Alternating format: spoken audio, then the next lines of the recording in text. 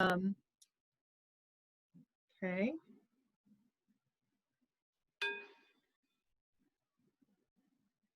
Let us worship. And we'll listen to John. Good morning, everyone. Happy to be with you this morning and to offer a prelude. I wish I could take credit for the arrangement, but it's by a wonderful pianist named Keith Jarrett. So I just wanted to make sure credit was given for that. And it's free, by the way. I didn't even have to pay for the sheet music. So any of you pianists out there that want to look it up afterwards, Keith Jarrett, maybe I'll drop it in the chat box when I'm finished. But here we go, Over the Rainbow.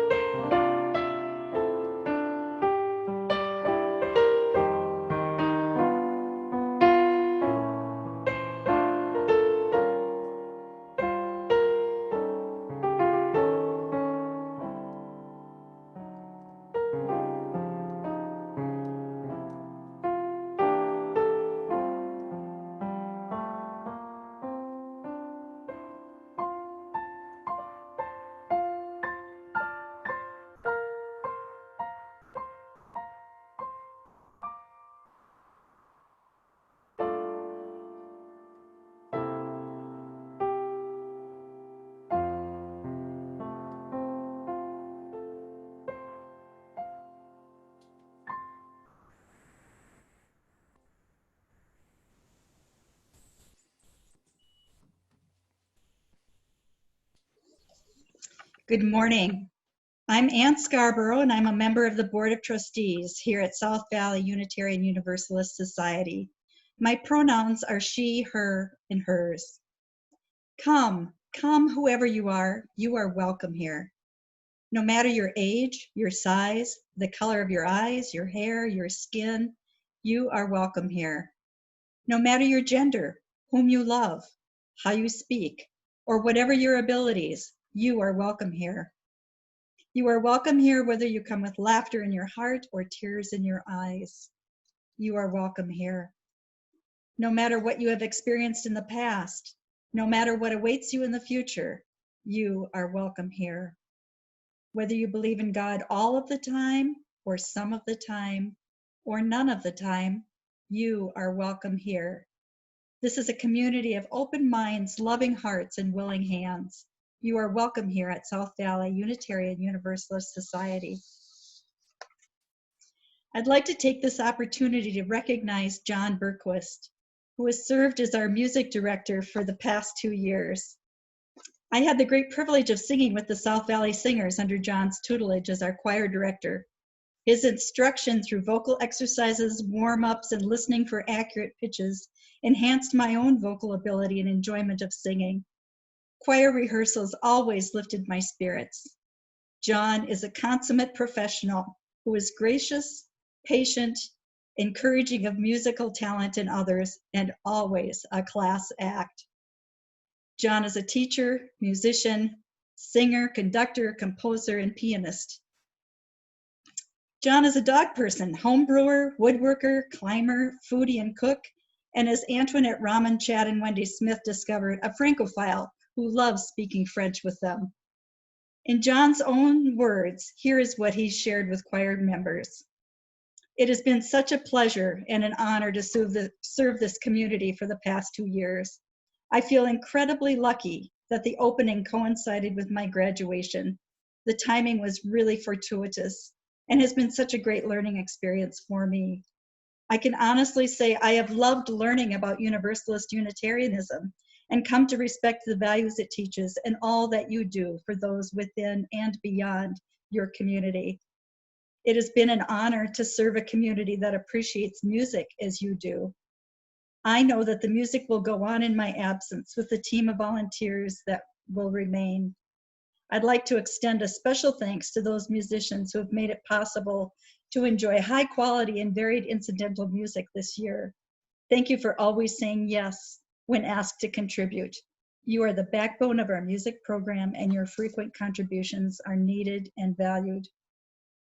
One of Lisa Youngberg's many talents includes baking amazing cakes. She created a special cake for John's recognition and delivered it to him yesterday. John, are you able to show us that now? I think so, yeah. You guys have got to see this. It's really quite something.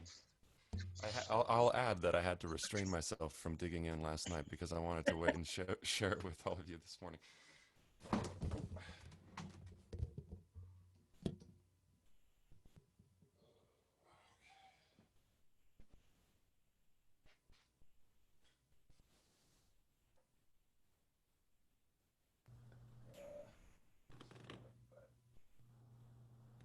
Oh. I'll be right over, John. Well, I'm excited to get to share it with my family tonight, Father's Day, as you all know.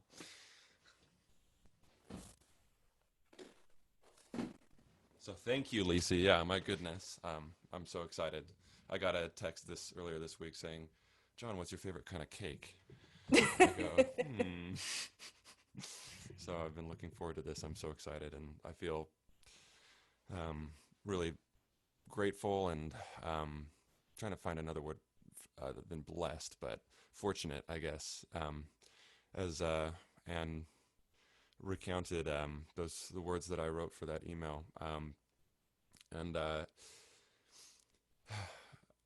you know, what I said was true. I really just feel like I'm really lucky to have gotten to take part in the community that you have, which is such a warm and wonderful community, and that's not really something that many people get to say about their job. So I feel really lucky in that regard to have been able to serve through music, which is kind of really what gives my life meaning. And to learn about those of you whom I've learned about. There's so many that I haven't, and that's a shame, but c'est la vie, as they say. And again, I know that you'll continue to go on strong without me. So it's been such a pleasure and an honor, and thank you. I feel really uplifted by the efforts that you've made to draw attention to me this morning, if a little bit exposed, but so it goes. Thank you so much. Not over yet, John. Please see. Well, I think I speak for all of us when I just say that we just absolutely loved having you as our director, and you uplifted us all, and we wish you all the best for your future. I think your future is looking extremely bright, and whoever has the privilege of working with you is fortunate indeed. Thank you, Lucy.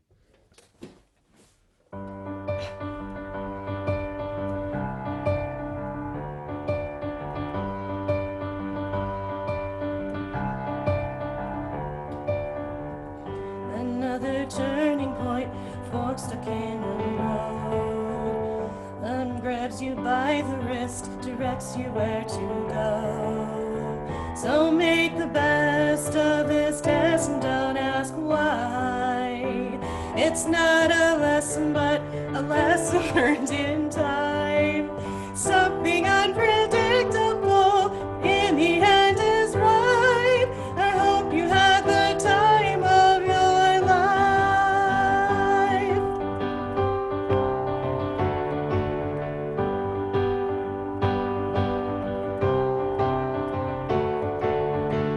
So take the photographs and still frames in your mind. Hang it on a shelf in good health and good time. Tattoos and memories and dead skin on child. For what it's worth, it was worth all the while. It's something unpredictable, but in the end is right. I hope you had the time of your life. Something unpredictable, but in the end is right. I hope you had the time of your life. Thanks, John. Thank you, Lucy. I cut my teeth on Green Day. I appreciate that so much. Me too. John, we've already talked, so you know how much I've enjoyed these last couple of years working with you.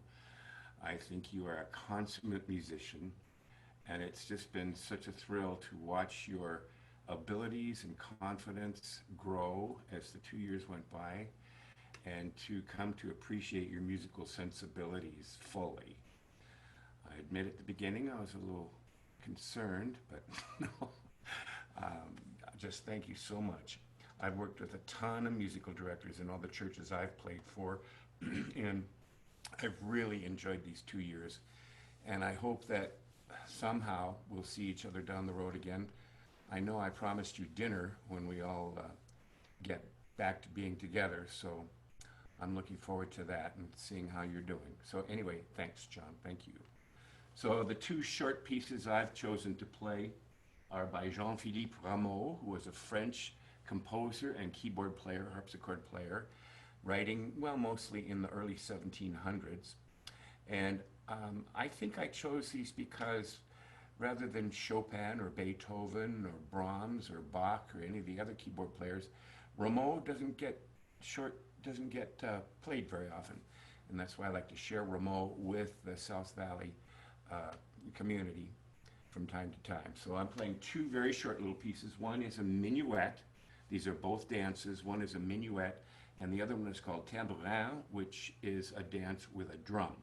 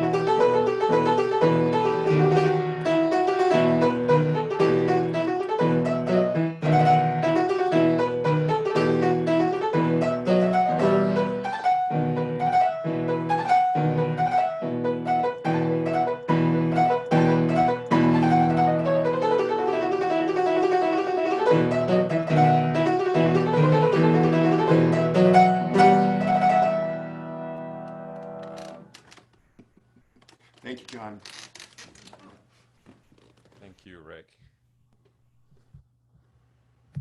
Wonderful. John, you can tell we're going to miss you.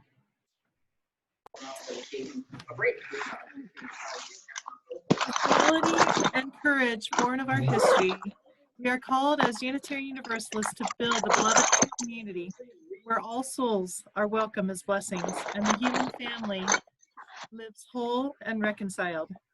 With this vision in our hearts and minds, let us continue our worship. John, get to hear a few more times today, and if anyone's not muted, maybe make sure you are. John is going to sing for us our 2 hymns today, and so we get to hear him 2 more times, which is wonderful.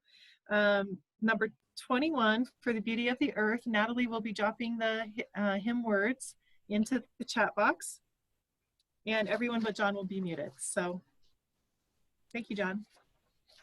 Oh, my pleasure. I will add one other thing, that y'all have the best hymnal. So I hope you all feel particularly fortunate for that reason. Here we go. This is number 21. I hope you join along. For the Beauty of the Earth.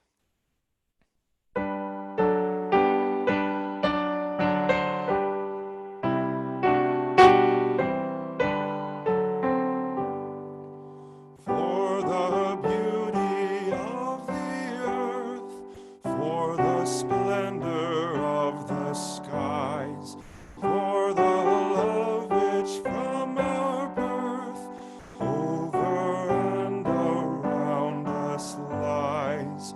Source of all, to thee we raise this our hymn of grateful praise. For the joy of you and I, for the heart and mind's delight, for the mystic harmony, linking sense to sound and sight. Source of all, to thee we raise this our hymn of grateful praise. For the wonder of each hour, of the day and of the night, hill and vale and tree and flower, for all gentle thoughts and mild. Source of all, to thee we raise this our hymn of grateful praise.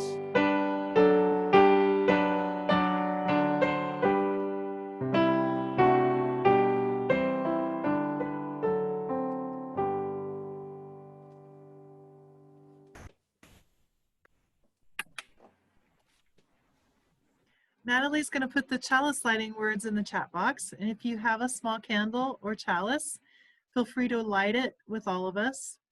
And we will be unmuted. And we will say our chalice lighting words together. Stand if you want to. We'll stretch.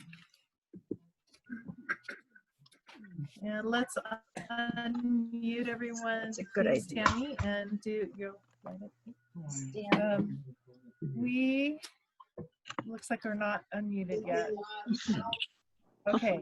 We light this chalice For the warmth of the light of of truth for the energy of action.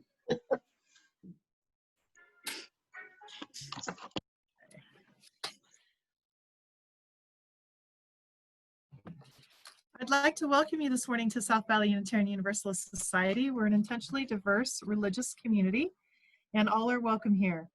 We would like to extend an especially warm welcome to anyone who's new today. I'm glad you found us.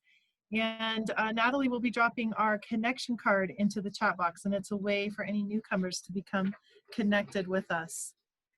We're really a caring and supportive community, and during this time of difficulty, we've had a number of people reaching out to each other and working together to try to stay connected with one another.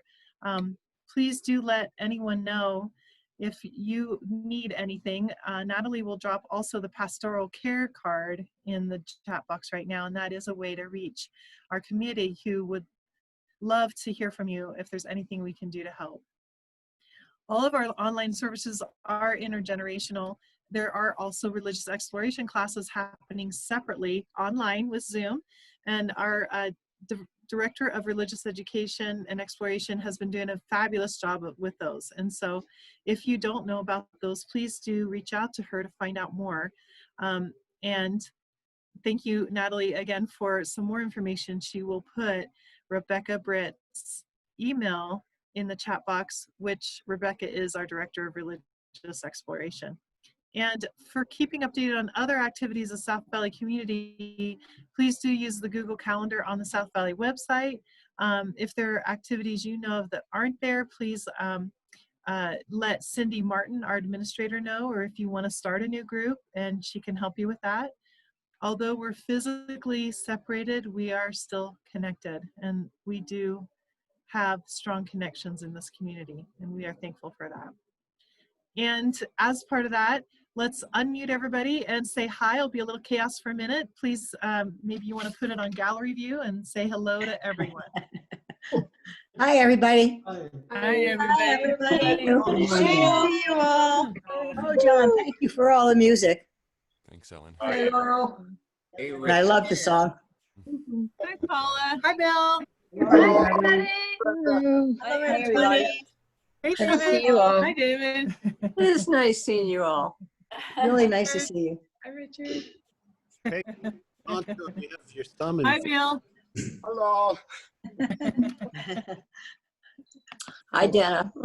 Hi. Hi, everybody. Hi, Ellen. Hi, Ann.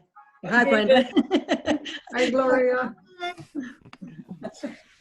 You go to It's the other really end. good to see everybody. Say hi. Mr. Quigley, hello. Right. Paula. Hey, Richard. Right. Okay. All right. So good to Hi, see Bob. you all. Hi. Let's hear.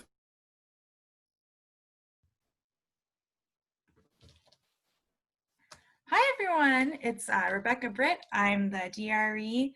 My pronouns are she and her. I'm here to read a book called I Am Perfectly Designed, which is by Karamo Brown and his son, Jason Rachel Brown. It's illustrated by Anusha Saeed. Here's the first picture on the inside, where we see Karamo and Jason right there, and all these other people who are in their lives and their friends over here. Look at all these people.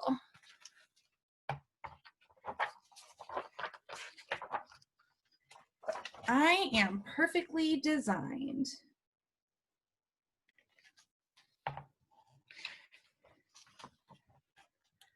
First, there was you, Dad.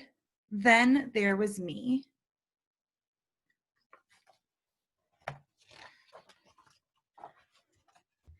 And now there's us. That's right. Now there is us. When you first saw me, you said, he is perfectly designed from his head to his toes. And I meant every word, still do.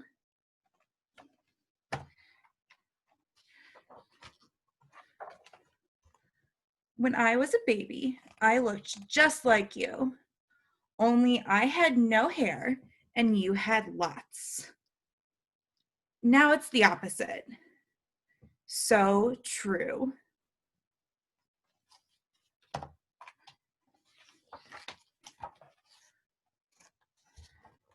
The first thing I remember is being carried on your shoulders while you walked me all over the city. Remember that? I had such a big baby head. Indeed. But your big baby head was perfectly designed for you.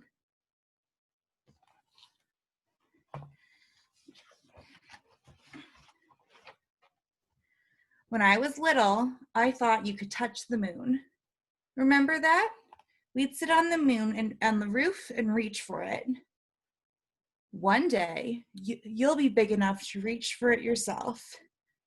But until then, it's perfectly fine to ask for help.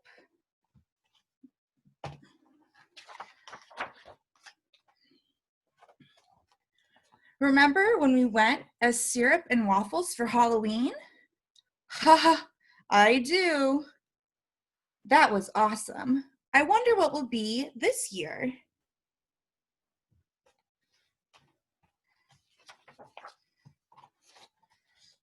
When I run in the park, jump in the park, climb trees in the park, and pretend I am a statue in the park, you remind me I am perfectly designed to explore the world. You are, and you always will be.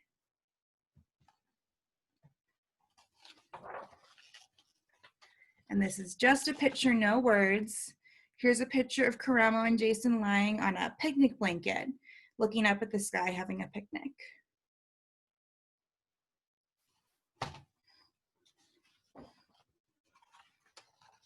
Sometimes, Dad, when I get mad or sad or confused, you wrap me in your arms. I like that. Me too. And I remind you that you are perfectly designed and wonderful, no matter what you're feeling.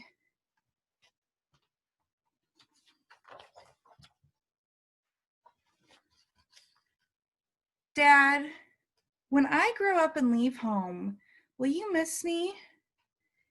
Yes, very much.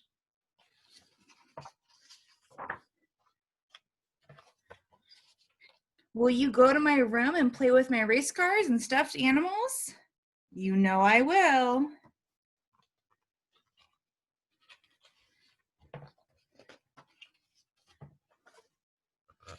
Will you sit on the fire escape and feed the pigeons like we do in the summer? The pigeons and the sparrows. Will you remember our favorite movies? I will, and I'll invent some new ones too. Or our favorite moves, they're dancing.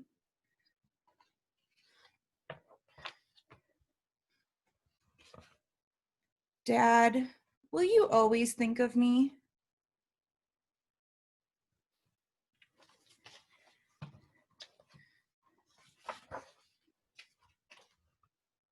Always. You know what, Dad? What? I will always remember walking through the city and sitting on your shoulders. And maybe when you're older and I'm taller,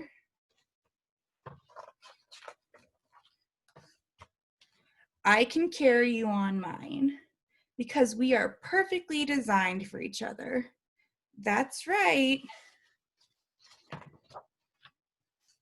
So that's the end I want to show you. Here's a picture of Karamo and Jason.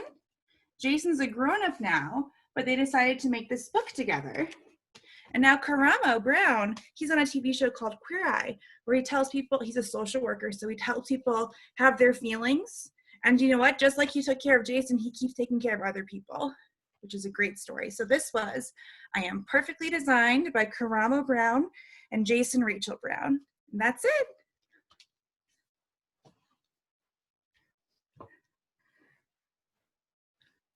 Thank you, Rebecca. That's perfect.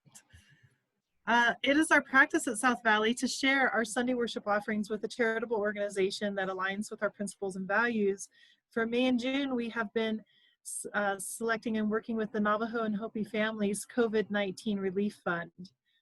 And this fund is operated and founded by Indigenous community organizers and responding to the health crisis there in that community. We have an app for giving. We have an account on Givelify. Natalie will drop that link as well as the link on our website for giving. And it'll be in the chat box, or you can go to your phone and download the Givelify app. And using this will help South Valley tremendously during this time when we are physically distant from one another. Natalie will also put the offering words in our chat box, and please read those at home with me. We are this church. We are its hands, its heart, its voice. Together, we share the wealth of this community and sustain it with our gifts. And Travis will now share one of his gifts. Hi, everybody. I got the pleasure to text and voicemail back and forth with Mary Lou, Prince, and Patty, and they gave me permission to do these two songs. So you'll probably recognize them.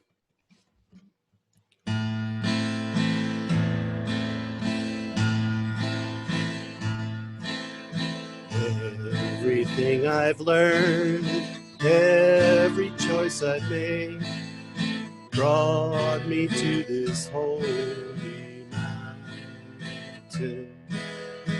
If I step ahead, will I fall to earth, or will angels' arms bear me up?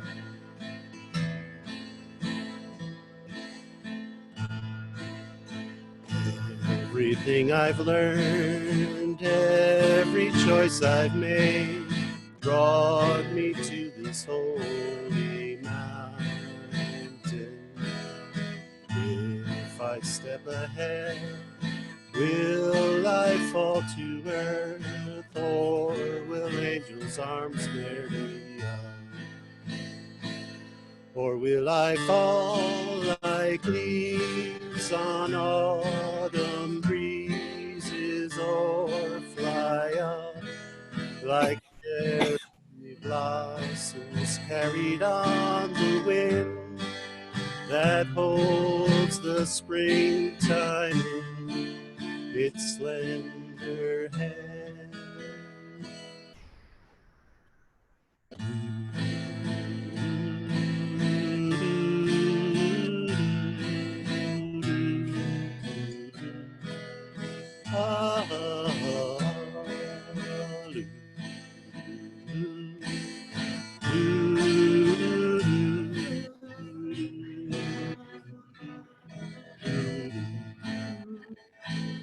Or will I fall like leaves on autumn breezes, or fly up like cherry blossoms carried on the wind that holds the spring in its slender hands? Everything I've learned, every choice I've made, brought me to this holy mountain. If I step ahead, will I fall to earth, or will angels arms bear me?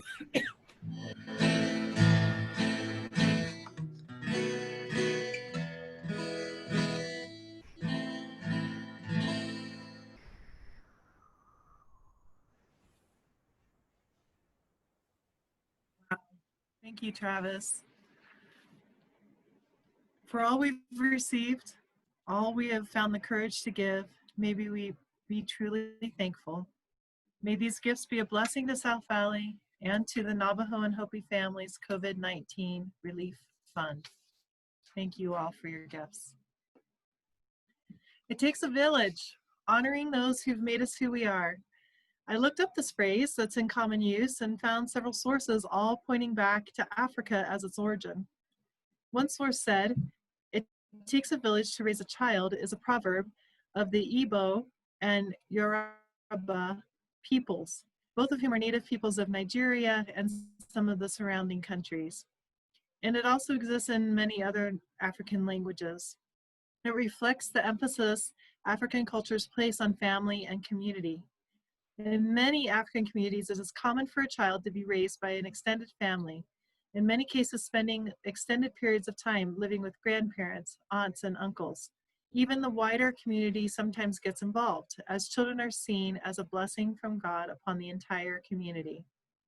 Lawrence Bagoni, an African studies professor, wrote, "Proverb or not, it takes a whole village to raise a child" reflects a social reality some of us who grew up in rural areas of Africa can easily relate to. As a child, my conduct was a concern of everybody, not just my parents, especially if it involved misconduct. Any adult had the right to rebuke and discipline me and would make my mischief known to my parents, who then in turn would also meet their own punishment. The concern, of course, was the moral well-being of the whole community. Toni Morrison, well-known American Black author, was quoted in essence saying, "I don't think one parent can raise a child. I don't think two parents can raise a child. You really need the whole village." One of the last requests of Reverend Karen to me as we talked about summer services was that we honor fathers today on Father's Day, and also widen the honoring to all those who have made us who we are, who took seriously our upbringing and helped raise us. Let's all take a moment to bring to mind some of those for whom we are thankful, who have made us each who we are. If you want to close your eyes for a second or not, who has raised you? Who has helped you become who you are? Picture them. Perhaps thank them.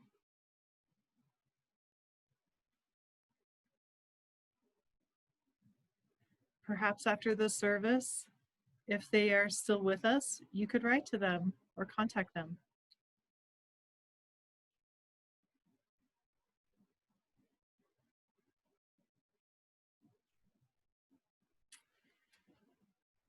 With these people in mind, and with those whom our speakers will lift up,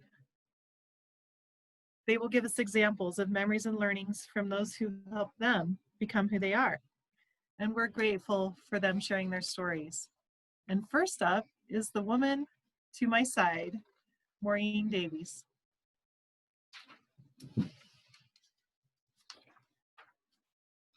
Well, my name is Maureen, and I really prefer absolutely no pronouns when talking about me. If you must, I identify as female, but pronouns avoided if possible. I know that I've been very fortunate to be born into a family with a very loving father. My dad worked as a plasterer, which was a physically demanding job, and he still managed to find the energy sometimes to push his kids around the yard in a great big wheelbarrow after a long day at work. He would move it from side to side and up and down as we cried out in delight, asking for more. I have fond memories of my dad making personal jigsaw puzzles for each of us. We would select a picture we wanted from a magazine and glue it on a thin board. Dad would then take a jigsaw and cut it into pieces, and we watched in amazement as he made an interesting shapes that would be fun for us to notice when we put the puzzle together again and again. I thought my dad could build anything and fix anything. I even remember a time in the 6th grade during a presidential election year that I thought my dad should run for president because he was so wise. My dad made sure to make quality time for each of his 9 children. Each summer, he and my mom would take a vacation with 2 or 3 of us at a time. This kind of dedication I found admirable. They went to Disneyland 4 separate times in as many years, so we each got to have our time together in smaller groups so we could be treated special. My teenage years and early 20s were rough for both my dad and for me. I started to see that he was not perfect. I sometimes wished I had a dad like my friends did, someone who wore suits to work and went to work in a regular office. I noticed that my friends' fathers were more articulate and better dressed. My dad did not finish high school. I never knew where he worked because he was always out on a different construction site.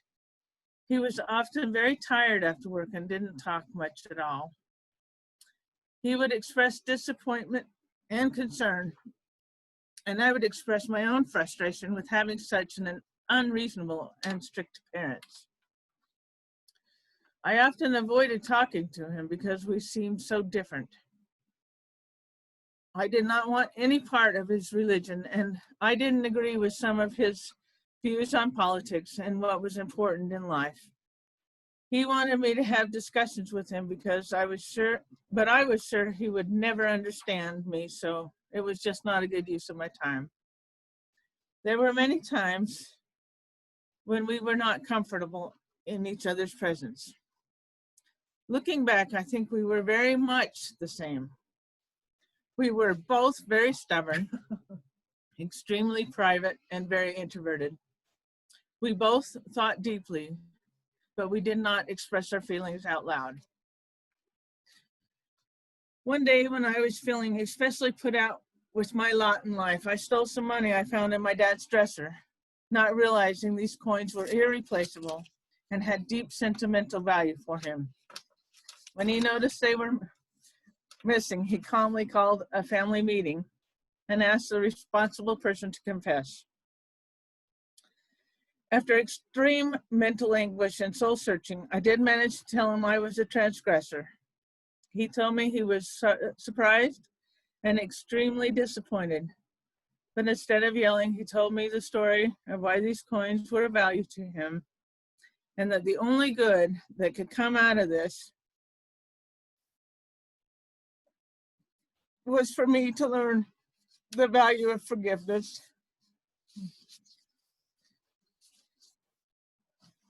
He told me he loved me and he forgave me, a lesson I will never forget.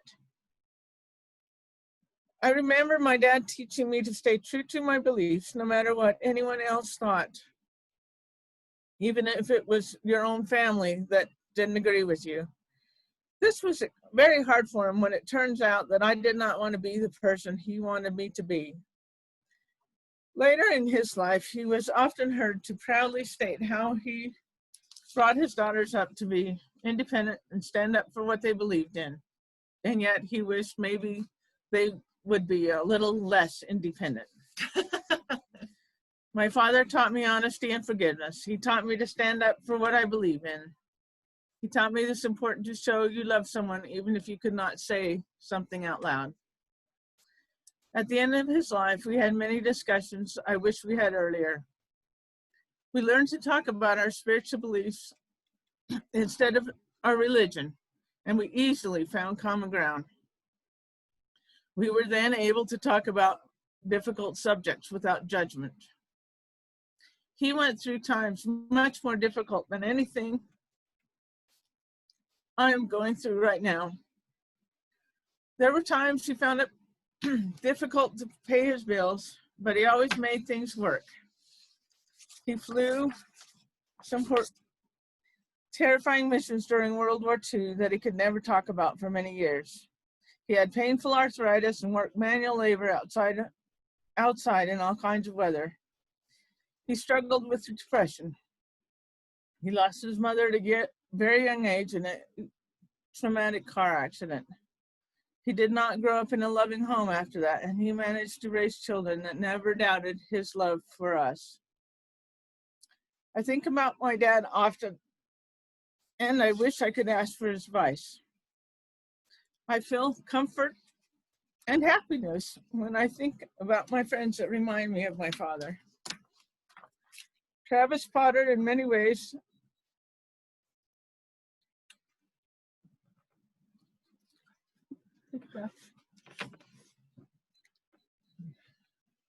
was like the dad I remember that could fix anything.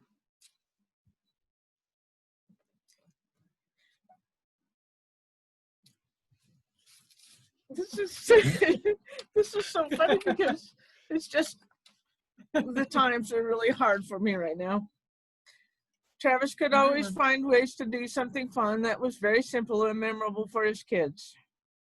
I love to see Colin Searle spending quality time with his daughters. He treats them each as individuals and manages to go to his sporting events and colleges and performances and always shows enthusiasm for what they are doing. I love to see David Wilcox tenderly interact with his children, and they remind me of my father and the way I felt growing up. When I see Richard Coleman speaking of his son, I remember the relationship I had with my father, which was sometimes complicated, but I knew he was proud of me. I am happy to see all the fathers in this congregation, and it gives me a lot of comfort. Thank you.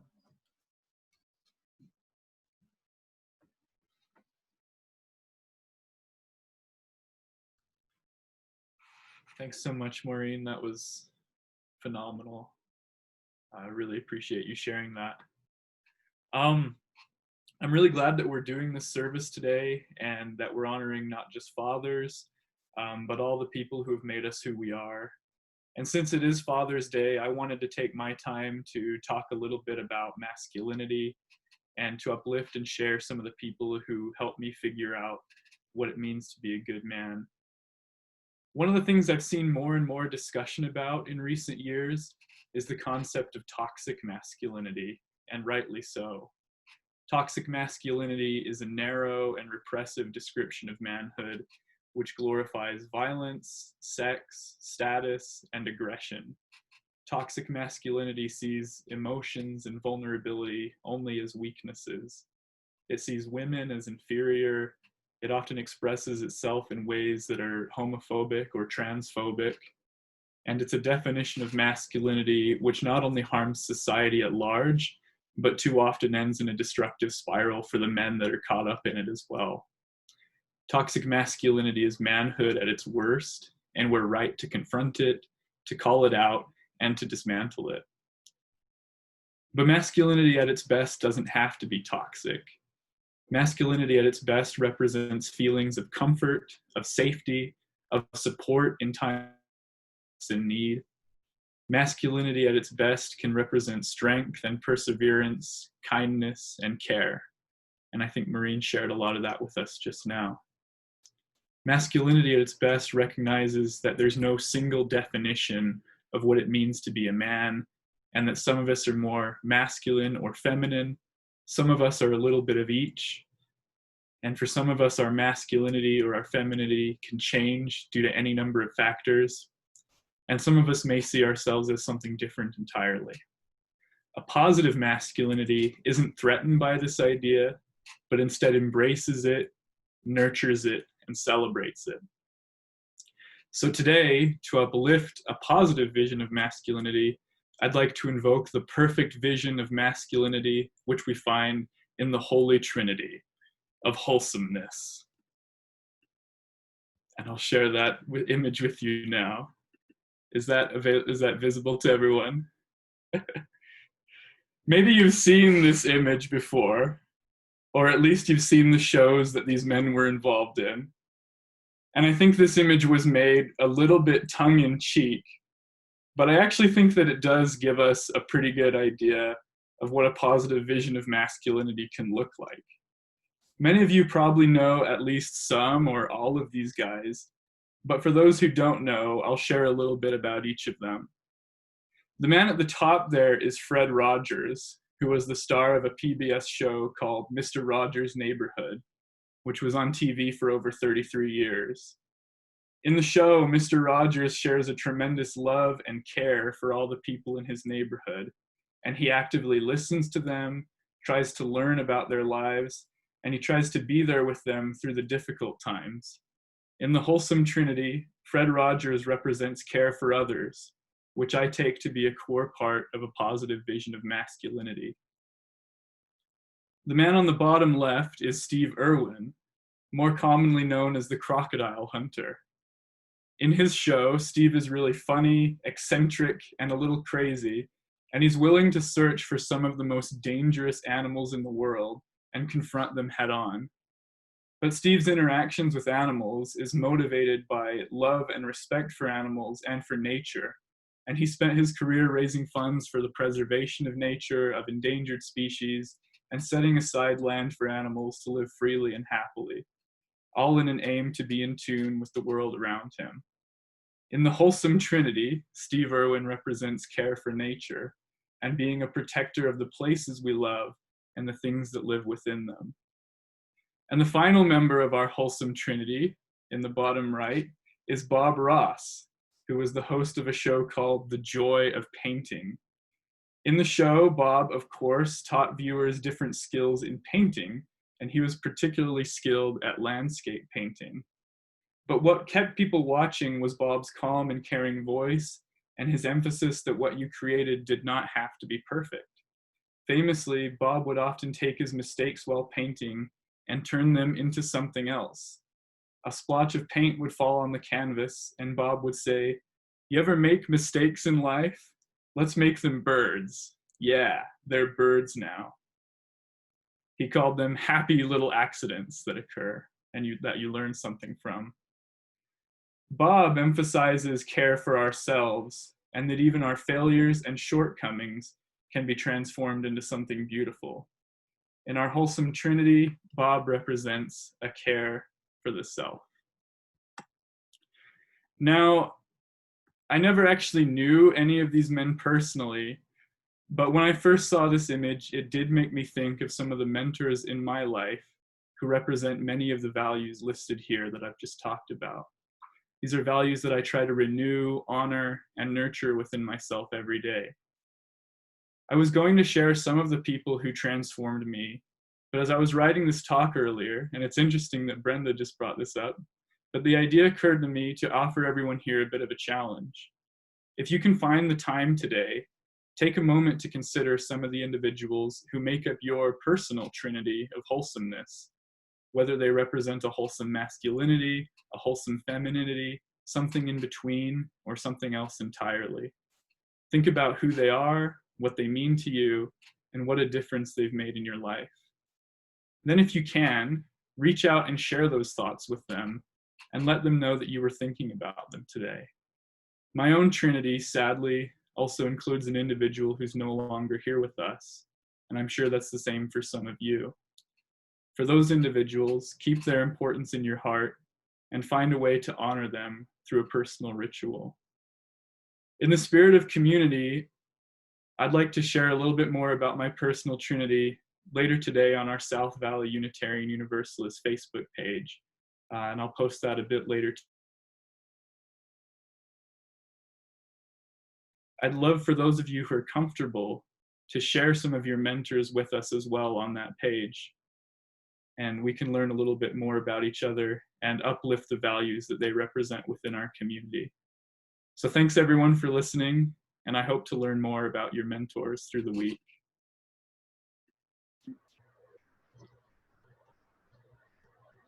Good morning. It's good to see all of you when it's on gallery, but otherwise, can't see everybody at once. I have to admit, I grew up upper middle class. So at the time, I questioned upper. It goes without saying I grew up with white privilege, or as we called it then, a normal childhood. If that wasn't enough, I'm a baby boomer and had all the benefits of that generation in the period of American greatness.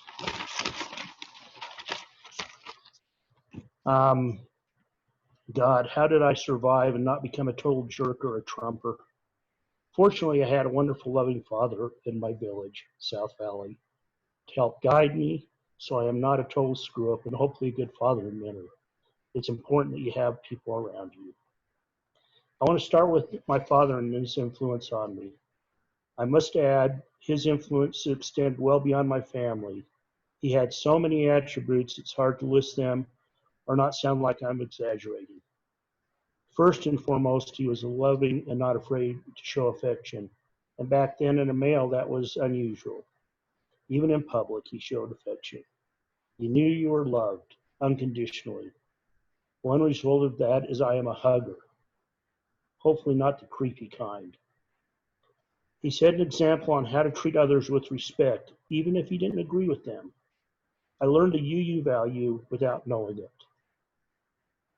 This is not to say that he would stand by if an injustice was happening, especially violence of any type. He was LDS, but old-fashioned in his beliefs, especially free agency. That's where you are responsible for your choices, good or bad, and only you will answer for your actions. He knew making mistakes is a part of growing up. He trusted you until you proved you were not to be trusted. You had to earn back the trust, but he always forgave you. He had one rule that I've carried on, and I hope my kids carry on with their kids, my grandkids. If you drink, you don't drive. He stated very clearly that he would pick you up and your friends or pay for a cab, no questions asked. I guess nowadays it would be Uber or Lyft. And there would be no consequences. Your safety was number one, and he didn't want anybody else hurt either. Something I have because of him is a sense of humor. as warped as it may be. Puns and wordplay became second nature. Sherry has learned, yeah, there she is. Sherry has learned to ignore me or just shake her head and walk away. Or when my family gets together, she really is just, oh no, they're all at it again. It was okay to laugh with people, but not at them. Not to be hurtful with humor, but self-deprecation within reason was acceptable. Humor has also become therapeutic bonus for me, helping me stay sane when dealing with tragedy, disaster, death, and the worst of humanity. Dark humor, any humor, can be a stress reliever. For those of you that haven't worked as a first responder in the ER, OR, or had to constantly face tragedy or death, this concept would be hard to grasp. My father thought it was important to learn, be knowledgeable, and to expand your horizons. What? Another UU principle, and I wasn't even UU yet. I have tried to keep learning and expand my horizons throughout my life, and South Valley's been a place I've done that. With all that being said, was my father perfect, especially by today's standards? No, but he was ahead of his time in many ways. He gave me a solid foundation to improve on. I am still a work in progress, and it does take a village. Fortunately, my village is South Valley. It has been for about half my life. I say this because I have grown immensely from the diversity we have. Everything isn't binary or black and white, even if it's thrown in the shades of gray. The talk with my father was about sex. Awkward. But we have AL. For those of you that aren't aware, that stands for Our Whole Lives, a sex education class. So the talk with my son was easier, and he is more informed. Actually, being an AL instructor, so am I. The only pronouns I grew up with were he and she, his and her, they and them. How old-fashioned is that? Teaching the kids here at South Valley, I had to learn to be more careful and respectful about how you address people and the pronouns they choose. My black and white is now has a rainbow in between, not just gray. And speaking of talks, because Black lives do matter, I never had to have that talk with my dad or with my son.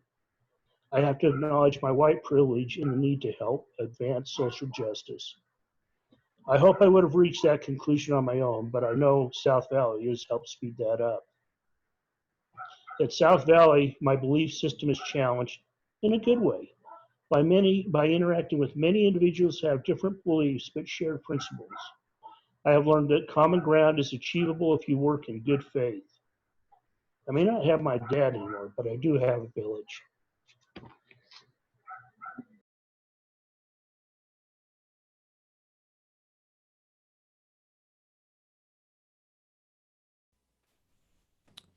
Thank you, Mac and Zach, for those words. This is hymn number 324, Where My Free Spirit Onward Leads.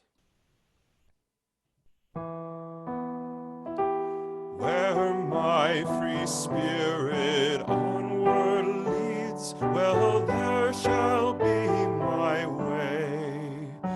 By my own light illumined, I've journeyed night and day. My age a time-worn cloak I wear, as once I wore my youth. I celebrate life's mystery. I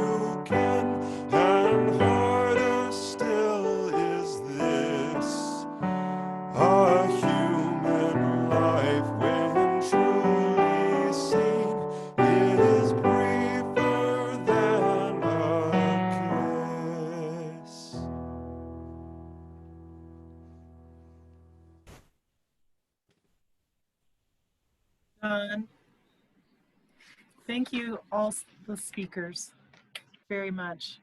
Very heartfelt. Natalie's going to put the chalice extinguishing words in the chat box, and she will unmute us all.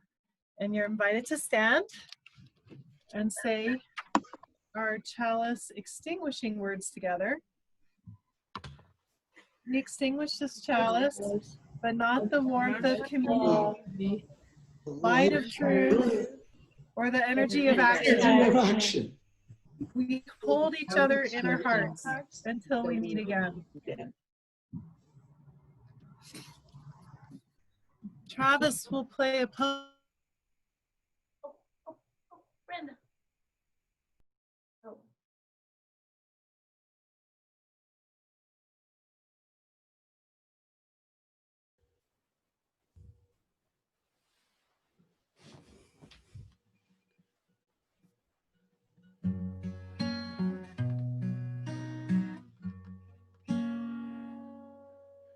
If I stand upon that mountain, lift my eyes up to the stars, when I take the trail that's leading us home, I'll find the promised land. If we climb above the treetops, if we brave the road ahead, if we look into the face of a child, we'll see the promised land. If we share our bread with strangers, if I hold your hand in mine, if we see beyond the fear in our hearts, we'll find the promised land.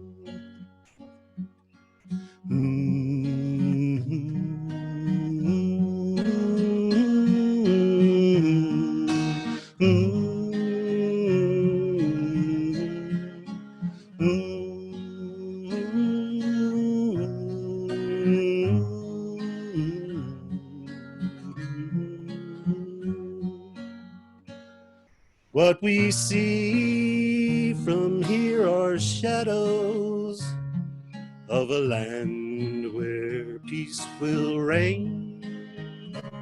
Take my hand, we'll walk as long as it takes to reach the promised land.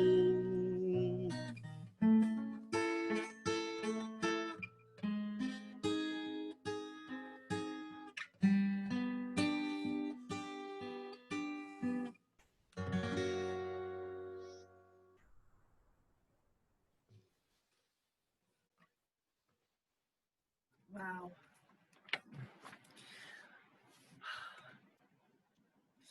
Everyone, we will have the opportunity to have some social time together and get to know each other and actually take Zach's challenge and share some thoughts on who has brought us to this place in our lives. So let's, again, I can't thank everyone enough. What a beautiful, beautiful service. Let's take a 10-minute break. If you don't want to, you want to hang out here and chat, feel free. In 10 minutes, what time will it be?